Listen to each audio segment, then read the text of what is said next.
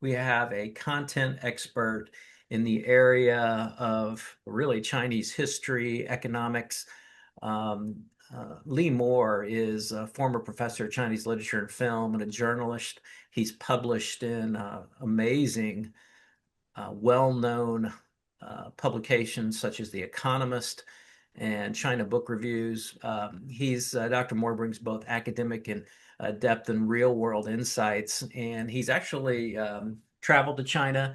I think you may even live there for a short time and have a tremendous amount of expertise. In fact, you just wrote a book called China's Backstory, The History Beijing Doesn't Want You to Read. We'd like to start. We've got a structured conversation that we can have today. What I'd love to do too is we're going to show this a couple times. If you would like to order the book, it's only $9.99 on Kindle. You can do that. We'll show this again at the end. But Lee, I'd love you to start and to begin why you wrote the book and why you think it's so relevant today.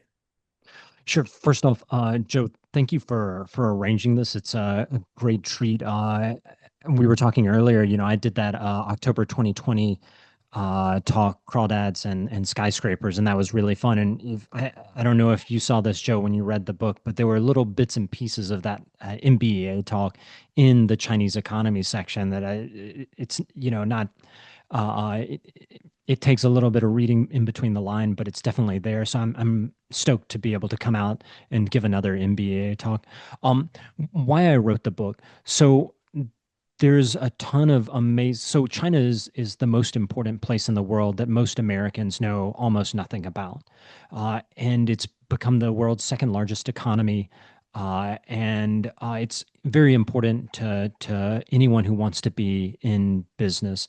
You might not care about China and Taiwan and these other places, but they are going to be the challenge that business leaders, that people that business educators of today are educating the business leaders of tomorrow. These are the folks that need to know a good bit more about China. And there's just not much out there that is both backed by scholarship and is readable. There's tons of great books produced by American China scholars and folks in China, Taiwan, all over the world. Almost all of those are unreadable because if you don't have a PhD in that field already, you really can't make heads or tails of them. So what I tried to do is I wrote and Joe, I know we were talking about this before. You're a little uncomfortable with my use of the word, but I wrote for my redneck friend, Hawk. Hawk's not his real name, or it's kind of his real name, kind of not his real name. I'll leave him to be mostly anonymous. But what I wanted to do is I wanted to take all of the mumbo jumbo out of this great scholarship that we have and present China in a way that's not threatening, because China is it's doubly problematic to have to a discussion with your average person on about China, because not only do academics tend to mess things up by larding things with jargon, but China is just really scary for a lot of Americans. It's far away, it's big, it's way over there, and they just don't know how to open the topic up, and folks are going to have trouble picking up a book. I'm guessing many of y'all have had students who've asked you questions about China and doing business in China, and there just aren't that many resources to address that in a way that doesn't talk down to you but talks with you.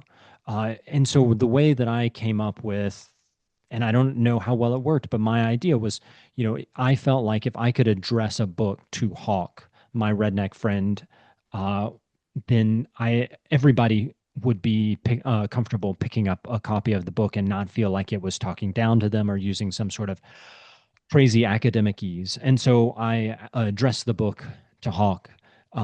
And I wrote in a way that is backed by good scholarship.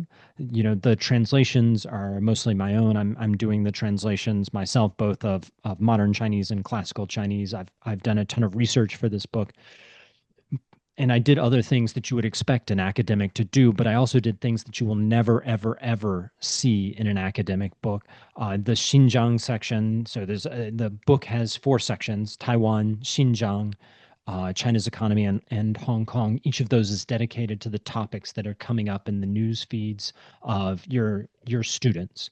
And my idea was, if people are seeing this stuff in the news and they have no idea why these four topics are such hot messes, and all of them are hot messes, how did they come to be that way? I could write a book that addressed how they came to be such hot messes. So the way that I do things that are completely unacademic, completely unscholastical, is the Xinjiang section has a drinking game where every time someone gets beheaded, you're invited to take a drink. Now, as business educators, if you're educating high school students, you might think about that a little differently than if you're educating college students. But the idea was to make it fun and make people not afraid of the topic. In the Taiwan section, I have a chapter called, and I hesitate to say this because my mom's on the is on the Zoom call, but the chapter is called "The Most Important Mother in Taiwanese History." It's about a 1670s sex scandal. Yes, a 1670s sex scandal that rocked Taiwan. The leader of Taiwan had a sexual relationship with his sort of with his mother. And it changed Taiwanese history forever. There is a real possibility that had this sex scandal not occurred, we wouldn't be talking about Taiwan and Beijing and World War III. So I tried to make these things comprehensible for your average American reader, even if I sometimes crossed the line. I think that was kind of my point. I wanted to be a little bit transgressive, and I'm okay with that. I know other folks have talked to me about reservations, in trying to reach out to media outlets. Some people have said, this is really awesome, and other people have said, this you went a little too far. But I think going too far was the point, because what I'm trying to do is give people permission to pick up a book on China, even though they normally don't read about China and don't know much about China. I don't want them to feel afraid to open that book and learn more. Excellent. Well, what do you say? Let's get started with the four main topics, and you can enlighten us. What I'd like to do is just frame the issue very quickly and ask you some questions. Let's take a look and start with Taiwan. That's the first topic. It's hot in the news. We see Taiwan almost daily with the Chinese government beginning to put islands in the South China Sea, building up their military. And of course, the Chinese government says Taiwan has belonged to them since ancient times.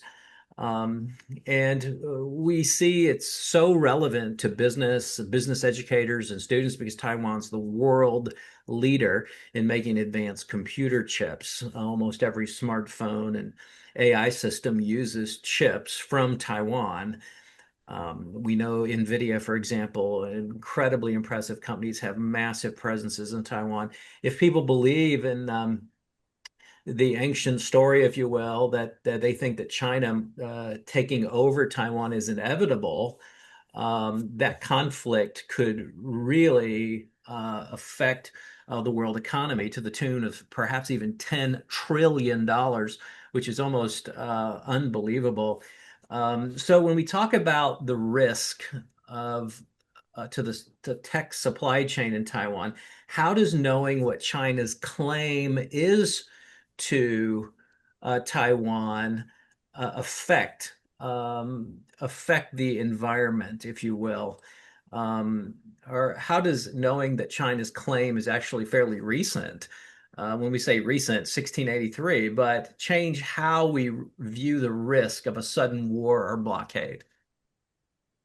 Yeah, so as I talk about in the book, China claims it's owned Taiwan, that Taiwan has been a part of China since the third century AD. In fact, the first government in China to take control of Taiwan took control of it in, as you mentioned, 1683. So there's this kind of clash of narratives. One thing as a historian I see happen is people feel like that the way things are now could never change. But if you look back in the past, things that couldn't change are always changing. Those kind of unimaginable things become reality very, very quickly. A couple of centuries ago, the Nordic countries were constantly fighting each other. Now there's no place more peaceful on earth than those Nordic countries. People born in the 1950s viewed the Cold War as just a fact of life that was going to continue forever. That changed completely in 1991 when the Soviet Union collapsed. In China, Americans viewed China in the early 20th century as a market for both capital and souls.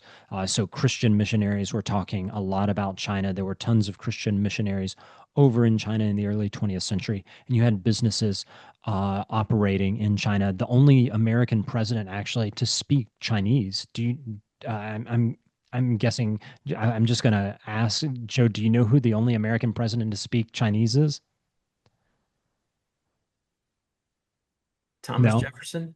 Herbert Hoover, because he was Okay. actually over there working, and there were lots of American businesses developing China in the early 20th century. 1949, Mao comes to power. That completely changes, and people make this assumption that China is going to be closed off from the rest of the world for the rest of their lives. Of course, we know that didn't last but a quarter century, but at the time, it felt like it was going to last forever. I think that the point that I'm trying to make is these broader things these topics that seem like they're set in stone really aren't. The 1683 narrative is something that's there.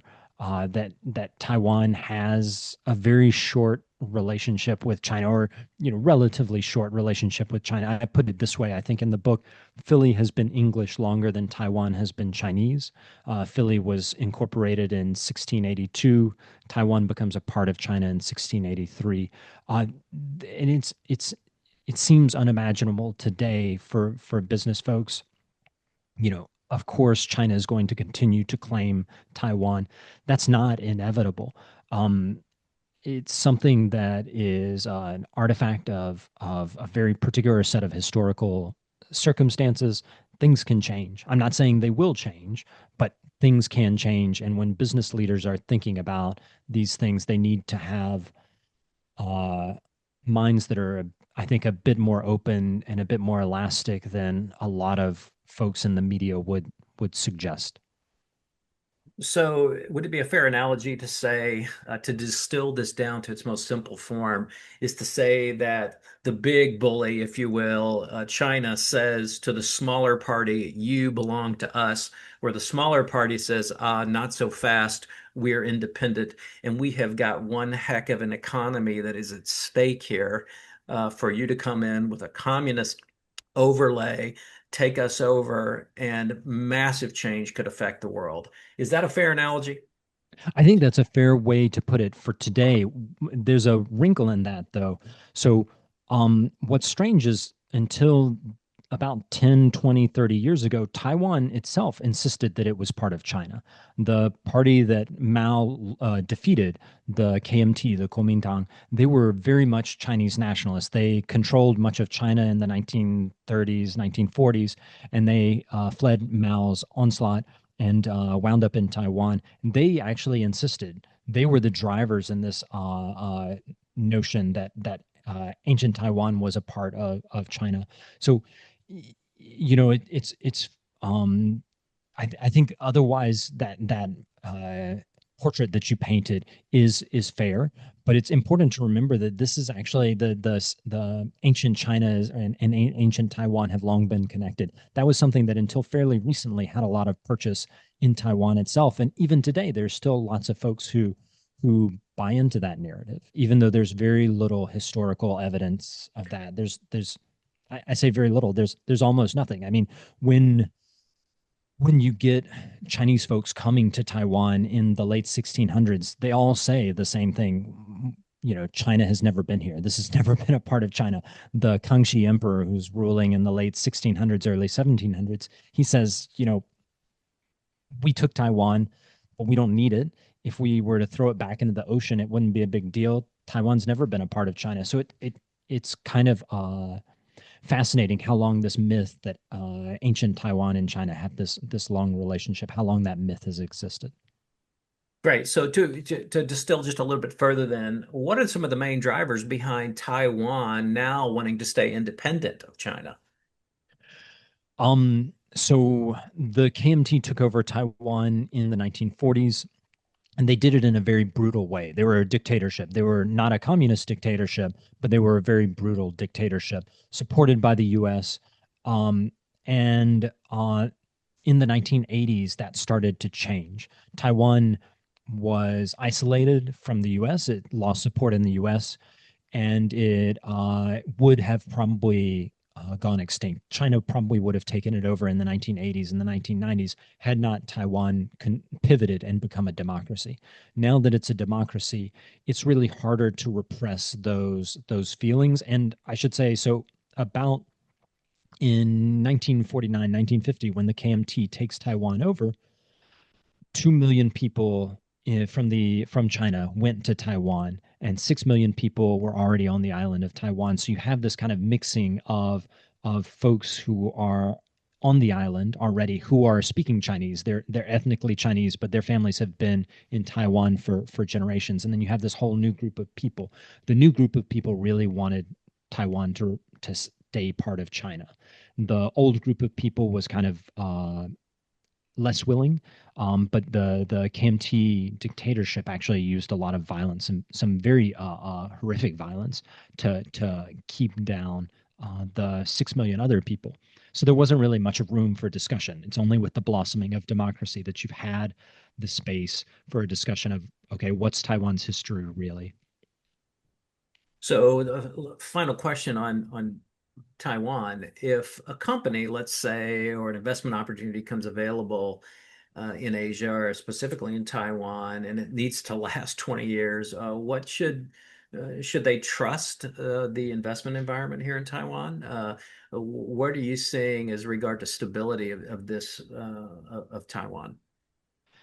So I don't have any crystal balls. And I left mine with my at my mom's house, unfortunately. Um, but basically, I think business leaders have to play offense and defense at the same time. Um, you need to uh, have a plan in your business thinking. What happens if I lose my supply chains in Taiwan?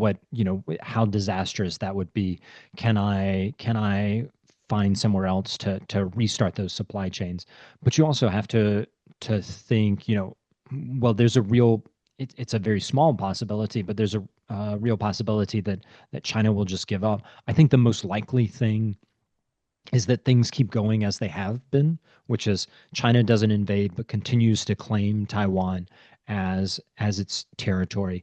Taiwan continues to slowly edge away from any relationship with China, but not make any open declarations. I think that war is possible but unlikely. So if it were me thinking about building a factory in Taiwan, there's a lot of reasons to press the button and go for that. There's some reasons to think through what the consequences of an invasion would be, but I would say mostly go for it, but always find, a second place where you can fall back to. Contingency plans seem to be a big deal for almost any business these days, especially with environments like tariffs, where you have tariffs changing and businesses having to respond accordingly. Sometimes these tariffs will break a business. Other times they'll make a business. Then you raise them, then you drop them, and all of those changes require obviously contingencies for the business. So I think that's the big takeaway there is to go in with an open mind and contingency plans. Let's move on to the next topic, which is Xinjiang and the Uyghurs. This is something that I have to say that I'm ashamed that I really didn't know a lot about. And it was enlightening to me to read your book and to learn more about the Uyghur. Um, Xinjiang is a province in the northwest for our audience of China. And it is largely the Uyghurs are a Muslim group of individuals. And essentially they have, as a matter of fact, the whole name Uyghur, or excuse me, or yeah, Uyghur it means separated ones.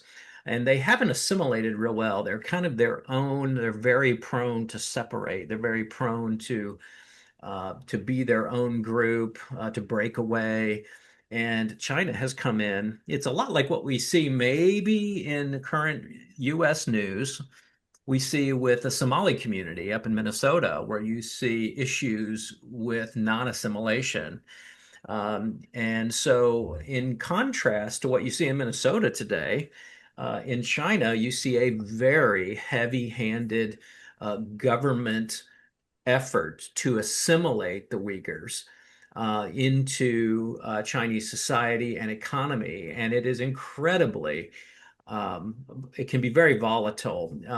It's important because I didn't realize this, Lee, that this area in Xinjiang produces 20% of the world's cotton. I had no idea. I'm from the Wow. South in the United States, and I thought we produced a lot of cotton.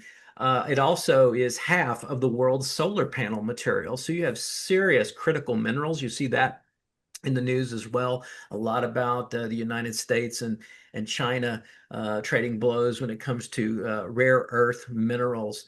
So, so China has been trying to force this group to fit into their culture, their economy, to the extent they forced people into work in certain jobs that maybe they didn't want to work in, that they had no force, and then we called it forced labor. So even the United States has passed laws now that said, hey, in our supply chain, we're not going to take anything from the Uyghurs because they're being forced to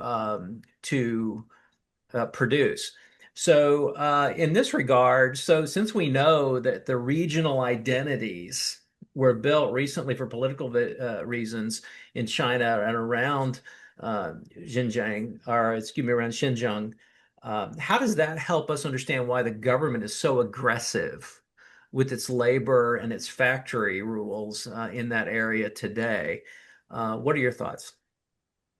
So, a couple of things. And you were comparing it to what's happening in Minnesota. I think if you're trying to explain it to a U.S. audience, better, maybe more enlightening analogy would be think of the Indians, the Native Americans. You know, the Uyghurs. So the Uyghurs were the name comes in 1921. Before there were these people there, they had a collection of identities, but they didn't have a single really identity until fairly recently, about 100 years ago. The Uyghurs kind of come up, but it's not a thing that it's not like they just moved there. They are ethnically quite different when you travel there. And I did a project for Outdoor Magazine where I hitchhiked the Silk Road and we went through Xinjiang, and the region is so different. It's interesting physically when you go and move from central China to Western China, how different the people are. These are not, the same folks. And the Uyghurs, you get there and you're, at least uh I was stunned by how different folks were, just in terms of like culture, physicality, all kinds of ways. Xinjiang has this interesting history. It's been fought over for a long period of time, but you did have groups there that were there for long periods. The Uyghurs come in from Mongolia, actually. The Uyghurs are there. They come from Mongolia, I think, in 844, and they establish a kingdom, but it's not really the same group of people as the Uyghurs who we talk about today. When we talk about the modern Uyghurs, we're talking about a people that kind of it's complicated, but basically they sort of had this identity starting in 1921, and they do have some connection to these people who were there earlier. I'm not saying it's a totally different group of people because it's not. They speak similar language. They speak the same language, but it's just a very complicated. I think in the book I call it the Turkish soup because these people are speaking a Turkish language, and yes, I'm talking about the same people who live in Istanbul. This group of people, the Turks, started out in what we today call Mongolia. They ruled actually much of China about 1,500 years ago, and then slowly migrated to the west. Some of them wound up in the country we today call modern Turkey, but there's still many of them in Xinjiang. There are many of them in Central Asia. So Kazakh, Kyrgyz and Uzbek are all Turkic languages. Azerbaijani is a Turkic language. So just this really complicated ethnic mess there. These people were there before. They've been there for a while, but the Chinese have also been there for a while. You know, the Chinese presence in Xinjiang goes back actually longer than the Uyghur presence. And so it's this very complicated mess in terms of understanding how that affects business. You know, what we're looking at right now is there's fairly credible evidence that what we're seeing is really genocide is what I call it in the book, and I think that's correct.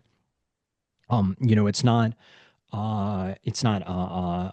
Zyklon B that we saw in the 1940s, but what they're doing is they're actually making it. They're introducing chemicals into women through shots. Uyghur women are getting injections with prophylactics, making it impossible for them to have babies. So there's this real concern, I think, for business leaders, both in you mentioned cotton. 20% of cotton, global cotton, comes from Xinjiang, which interesting fact. I believe that cotton, Joe, you were mentioning you're from the South. I think that cotton actually comes from Texas. That strain of cotton uh, went to Uzbekistan, which also has grows massive amounts of cotton. In fact, until fairly recently, until 2021 or 2022, they actually had cotton picking slaves in Uzbekistan. So it's, you know, it's a very recent history. So that cotton goes to Texas cotton goes to Uzbekistan, and I believe I'm not certain of this, but I believe that the same strand is the one that's being grown in Xinjiang. So when you're talking about businesses, there's a real reputational risk to operating in Xinjiang. There's legal risks too, and the reason for that is this very twisted history of the Uyghurs versus Chinese folks, and they've both been kind of duking it out in Xinjiang for quite some time. Quick question. To distill this down a little bit more um, for some of our listening audience and maybe even for some of the students that are listening, imagine then you see a nice, as a matter of fact, I recently did this. I saw a nice shirt on Facebook from a company. It was called Clarkson, New York. And so I ordered, it was a relatively, it was, you know, $50, $60 shirt. And I ordered it and it came, but it took about a month to get to me because it came from China. Well, not because of our laws now, it seems things have changed a little bit, but in not so recent past, when I would have gotten that shirt, it very well could have been made by children working in these factories. It could have been made by people who were essentially forced to do the work at low wages. And essentially, by doing that, unfortunately I could have been, supporting um, uh, a system that isn't optimal or isn't. That would be negative for those people. And I would normally never do that if I knew who had made it and what I was supporting. And we see brands like Nike and Apple all caught in the middle of some of that supply chain and those issues. So, how can understanding the true backstory here of this region help a company protect its reputation when customers start asking about where their clothes or where their phones come from? You know, I think that understanding the backstory, you recognize that there are real reputational risk in what's going on right now, and there are real legal risk. You know, I'm the legal question I think is beyond my scope as a historian, but the reputational risk I think I can say something to. Uh, One of the things I was thinking about when I was trying to prepare for this interview is I think a lot of the question for business leaders comes down to what kind of product are you selling? If you have a product like a shirt that you were talking about or an iPhone, something you touch with your hand, consumers identify with that. So there's a real question of, you know, do I want to support this? Do I, you framed it kind of in that way, but I don't think that same thing applies for solar panels. I don't think that I don't think consumers are necessarily thinking, the panels, the solar panels on top of my house or on my place of business. I, I really identify with those. And if I found out they were coming from Xinjiang, I would be disturbed. So to a certain degree, I think understanding that you have to think about what kind of product you're selling. Is it a commodity or is it something that has an identity that consumers identify with? I think that will help business leaders think, what are the reputational risks? They're much lower for a commodity that people don't identify with. Excellent. Well, by the way, I bought the shirt and it was not good quality. And I tried to send it back, and they said it was going to cost $40 to send my $50 shirt back to China. I said I was going to give them a bad review, and they said they would refund me $6. So I took the refund of $6 and gave the shirt to my son. So, so that's enlightening about the Uyghurs, and you can read a lot more about that in Lee's book. So let's move on to our topic number three, and that's China's economy. I'd love to plug one of our resources that we have with you from, I think, about 2 or 3 years ago, Lee. And I think an Economist, you wrote an article for The Economist, maybe. It was Mm. called, and it's the same webinar is entitled Crawdads and Skyscrapers. You can Mm. just search the NBA library for crawdads, and it gives you a wonderful picture of issues in the Chinese economy. And just to summarize that, Lee, and or maybe you want to do it in just in a couple moments. Actually, I'm going to let you do it. You're the author. I remember it so well, but I want you to share what on earth are we talking about with China's economy. Give us that quick picture that people can go listen to that whole hour webinar on crawdads and skyscrapers. Just give us a quick view of what we're talking about when we talk about crawdads and skyscrapers. So the piece of the talk that I did for MBA, I basically said there were two Chinese economies: the crawdad economy and the skyscraper economy. The crawdad economy is entrepreneurial, it's capitalistic. It would be very familiar to American business leaders. The China used to not eat crawdads; they're not native to China. Now, something like 80 to 90% of all crawdads consumed in the world are consumed in China. And China has responded in a massive way. Chinese producers produce a similar amount of crawdads, whereas before 1980 they produced almost nothing. And some of these numbers I'm kind of vaguely remembering, so you can go back and check that resource with MBEA's platform. But a massive amount of entrepreneurial energy went into the fact that Chinese folks realized in the 1980s, 1990s, 2000s, they realized they loved crawdads. And so Chinese farmers produce crawdads and Chinese businesses supply them, Chinese restaurants sell them. So that's the kind of one side of the Chinese economy. The second side is the skyscraper side. Now, in China, you have a lot of these skyscrapers that are the tallest building, fifth tallest building, eighth tallest building in the world, that kind of thing going up at the time. And there was a real question: is this driven by market needs, or is this driven by just governments wanting to be able to claim that they had the eighth largest building in the world in their city and it was built under their watch?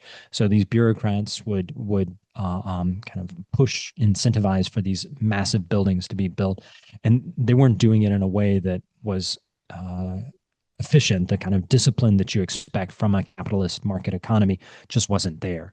And so I was trying to, in thinking about the tiniest little thing and these big hulking skyscrapers, kind of make an interesting comparison for the two different kinds of the Chinese economy, or the two different Chinese economies that function side by side. And when your students think about doing business in China, one of the things they have to think about is, which economy are they going to be operating in? Are they operating in the crawdad economy, or are they operating in the skyscraper economy? Uber, Travis Kalanick, about 10 years ago, decided to enter China And Travis Kalanick was burning about $1 billion a year at one point, trying to take over and dominate the Chinese ride-hailing economy, and it didn't work. Partially because the government put their thumbs down, partially because honestly, China's native apps are also very good. There's a question as to, is it more because governments are interfering and making it so that foreign competitors can't enter the market, or is it because Chinese consumers are best served by Chinese producers? And that's a debate that you can have in the academic literature. But there's no question that the government is interfering in things. And Travis Kalanick just didn't recognize that Uber wasn't going to win because uh, the Beijing put its thumb on the scales, and there was just no way they were going to let that happen. So when you're talking with your students about bringing businesses, possibly bringing a business idea to China, you have to ask, are you in the crawdad economy or are you in the skyscraper economy? One thing, though, that I think business educators should think about is there's a reason to be in China, even if you're not in the crawdad economy, even if the Chinese economy is actually not doing very well, and there are actually some questions as to whether or not it's doing particularly well.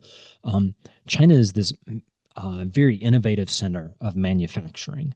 So if you are in the manufacturing business, even if you are not thinking you will sell that much to Chinese consumers, there's a reason to be in South China, where there is this global center for manufacturing.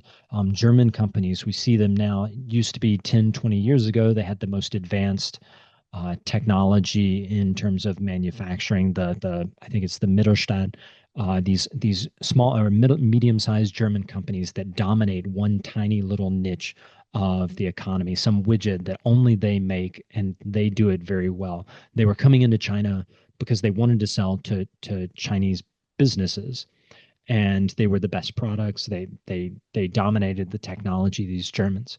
Now you're actually starting to see something different. China is able to, both through legal and illegal means, some because they're just Chinese folks are very good and they're learning from Germans who bring their companies over to China, and some because they're stealing the technology. It's a mix of both. But Chinese companies are starting to be better than German companies in a lot of ways. And German companies have actually responded in a kind of counterintuitive way. They've doubled down on China in a lot of ways. Even though it's not great for them economically, they need to stay in China because that's become the place where, if you want to be the best manufacturer of anything, you go there and you compete with the best. So there are, even if you're not part of the skyscraper, even if you're not part of the crawdad economy, there's a real reason to be in China if you're in manufacturing. It reminds me of one of the stories Kevin O'Leary from Shark Tank recently told about manufacturing, and really the double-edged sword of manufacturing, and that's the theft of intellectual property. He told an amazing story that he had a company that was selling floor mats for cars. And his innovation and his company's innovation was that of laser designed floor mats, high quality. They required a special type of press, and they went through all the intellectual property to design these WeatherTech type floor mats for cars. And so the factory in China offered a good price to manufacture those. And so for the first half of the day in China, they would run the WeatherTech floor mat mold, and they would run that, and they would manufacture Kevin's formats for his company. But then the latter half of the day, they would take the same exact mold and then remove the name brand from it, run duplicate takeoffs of that same floor mat with the same material, take the name brand off and offer it for 20% off on some other website. And so you could never really break through the ceiling of volume when you had that type of manufacturing issue. So we've heard a lot about intellectual property theft and things like that in China. Do you see any international relation or any type of international effort or any progress, I should say, in solving those types of issues? You know, progress, I'm not sure of. The U.S. has been pushing China on this issue for decades, and there has been, yeah, it's hard to say how much progress there is. The thing about it is this hurts China because it's not like Chinese companies just do this to American companies or just do it to German companies. They do it to each other. They do it a ton, and it makes it really hard to um, to scale a business that is based on IP. There's a reason that I think the average American consumer doesn't know any Chinese brands really, because there aren't any great ones that are really making it. There are some great ones, but it's very hard to export intellectual property if you live in an environment where intellectual property is not respected that well.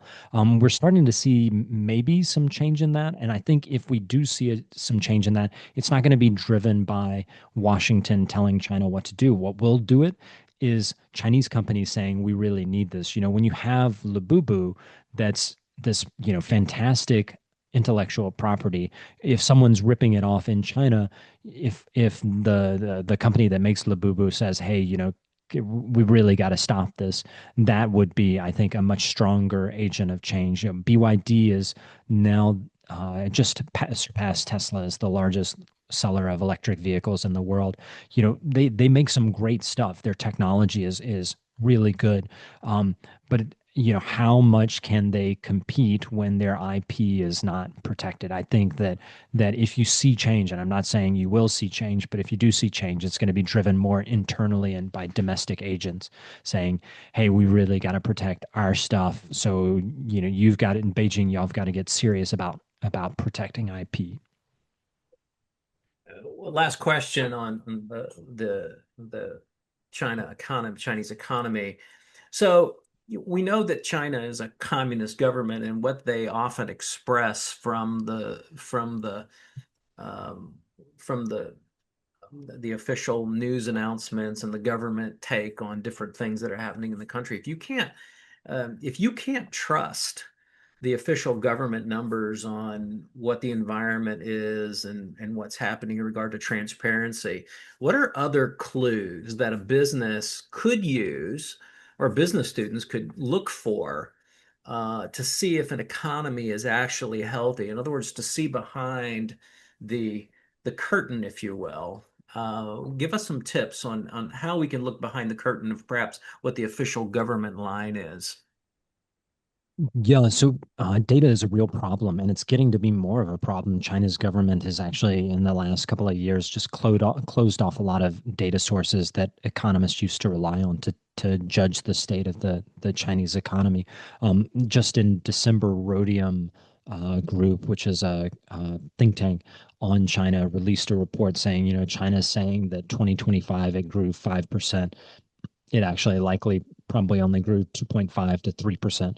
Um, so I think there is a question about economic data, and I think relying on some of those think tanks like Rhodium Group is one of the ways to go. Another thing to think about if you're business student who's interested in opening a business in China is it might not matter how the economy is doing overall. So those kind of wider statistics that you would get from economic data might not matter to you as a business if your product is in the right niche.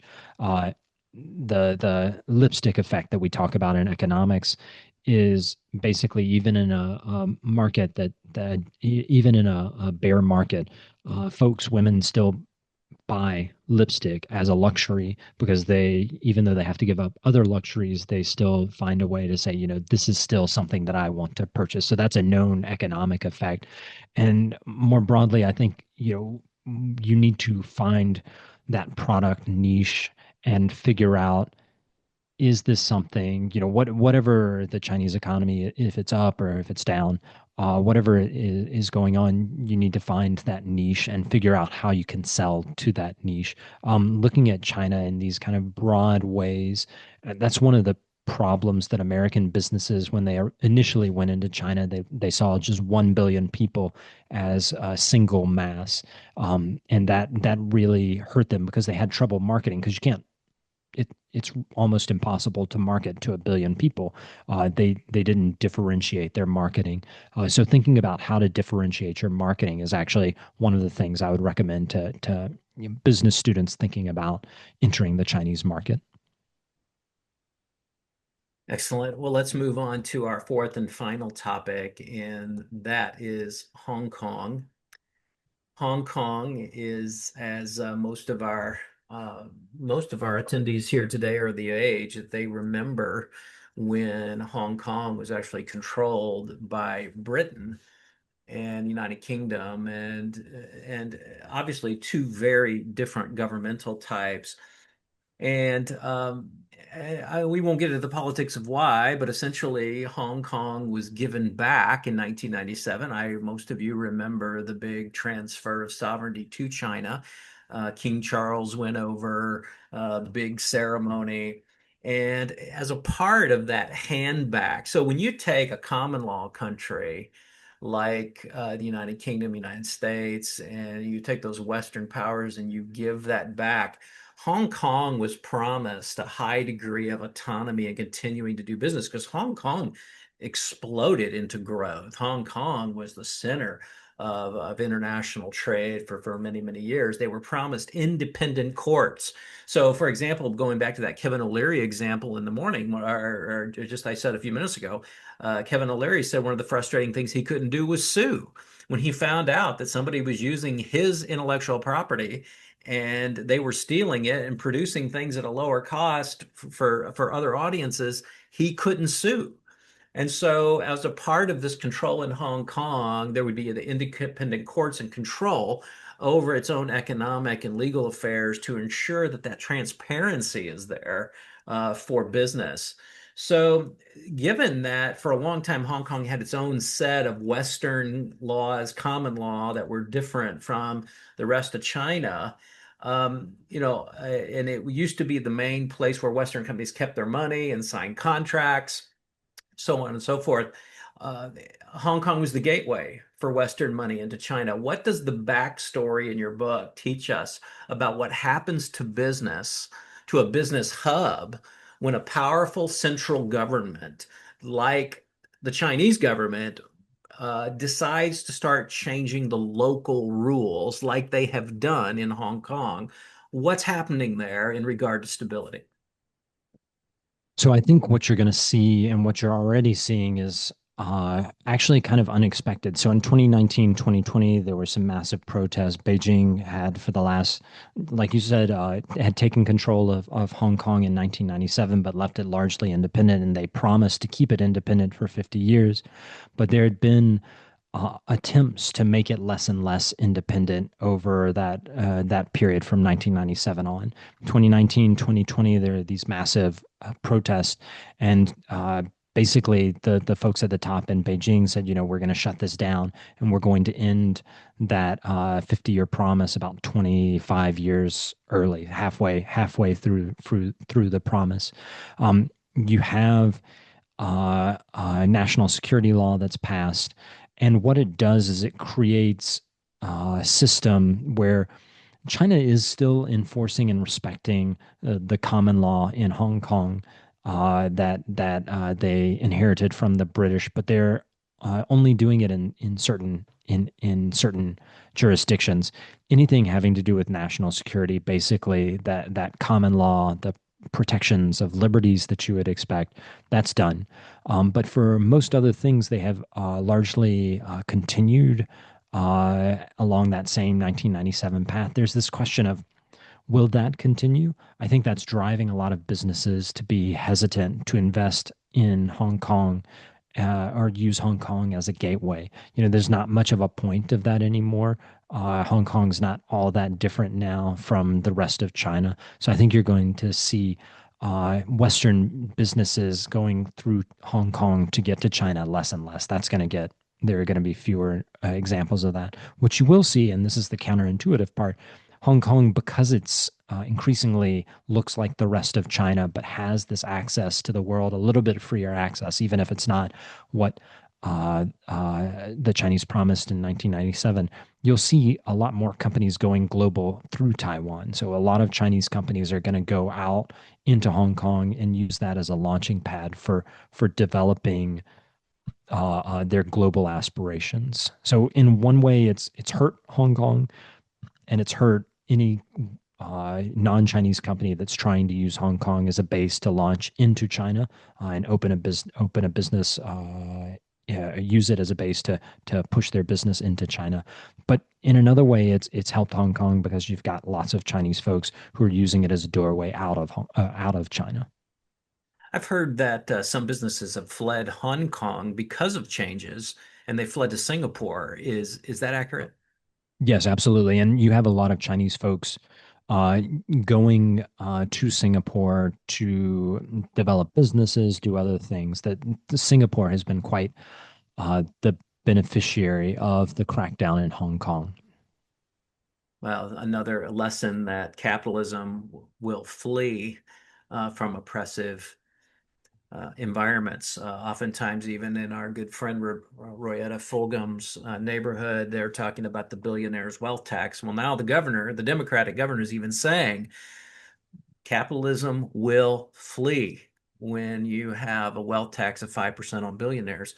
And so you're starting to see the implications of that, which are amazing. I'm not sure that I don't think that's been voted in, but I think it's on the ballot coming up. So what we do see here in regard to Hong Kong, capitalism will flee oppressive policy. And Singapore has obviously been the beneficiary of that.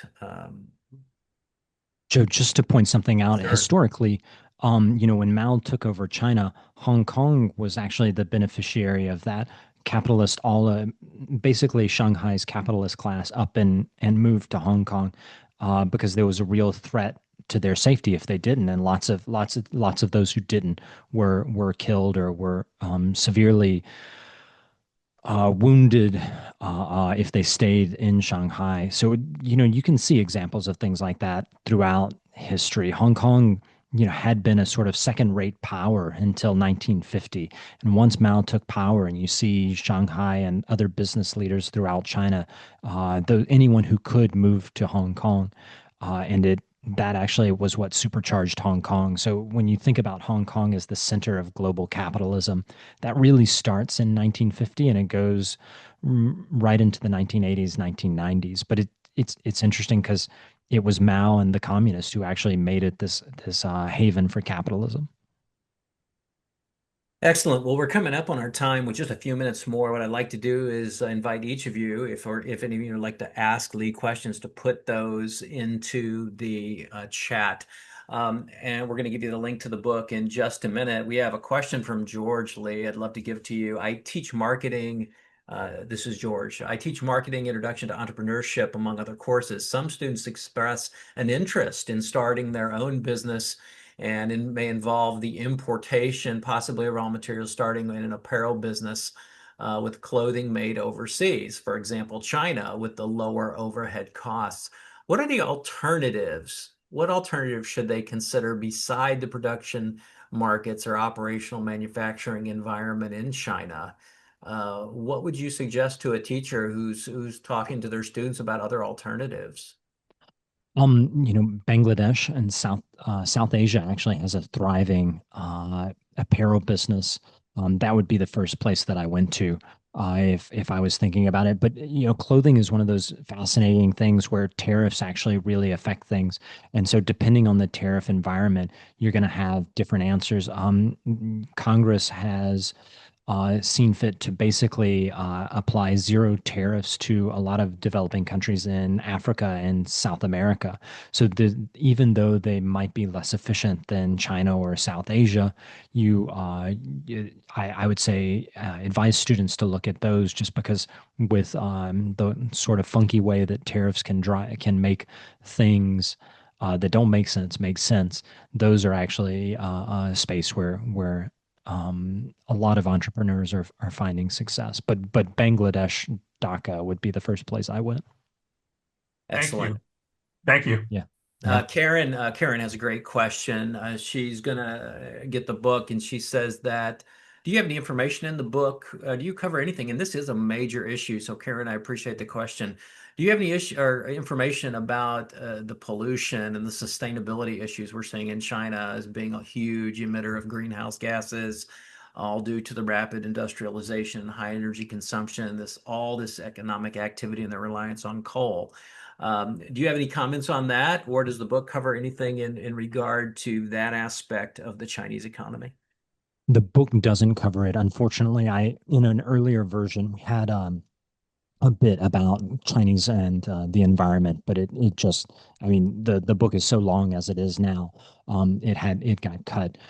In terms of uh, overall the Chinese environmental issues, I was there in 2009, and I went to a friend's house in northern Shandong Peninsula, and I remember walking past a creek that was just entirely filled with trash. Like you could the water was flowing through there somewhere, but yeah, I couldn't see it because it was so covered in trash. I think that's become less of an issue.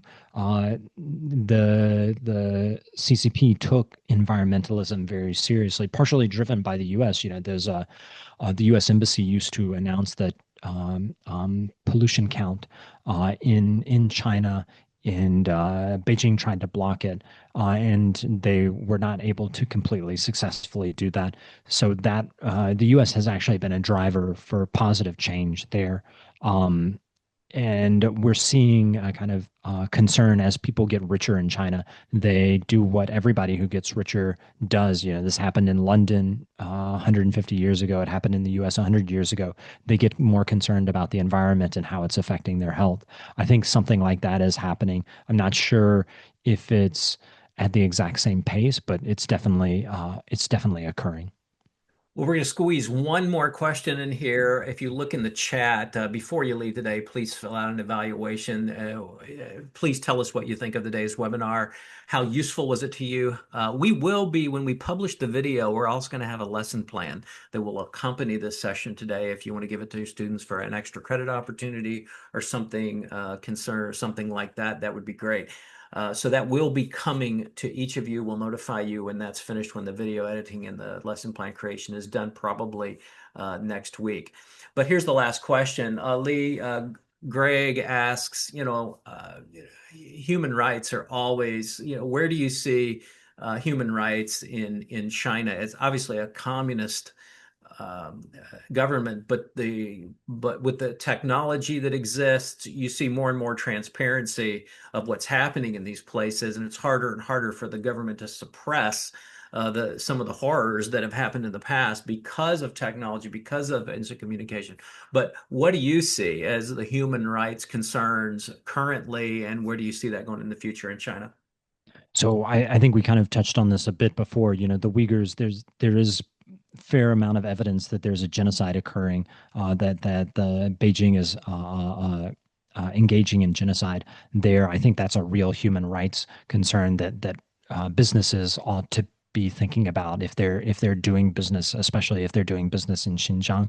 But I want to point out something that I think a lot of the American media doesn't emphasize. You know, in the 1970s, China was one of the poorest places in the world. Today, it's not rich, but it's got a lot of wealth there. It's the second largest economy in the world. People are very much happier today than they were in the 1970s. If you talk to people who lived through the 1960s and 1970s, they would never ever go back. And so the things that China opening up to trade and to other aspects of culture, that has been a real human rights boon that I don't think gets discussed enough in the human rights framework. People are a lot better off, a lot happier, and I think it's the things that opening up and that capitalism have done in China have been almost entirely a good thing. It's not entirely a good thing. There's bad elements to everything, but in terms of imbalance, it's much better the way it is now. And so even if I do have lots of reservations in terms of the human rights record in China, overall, I think trade is and opening up is a good thing.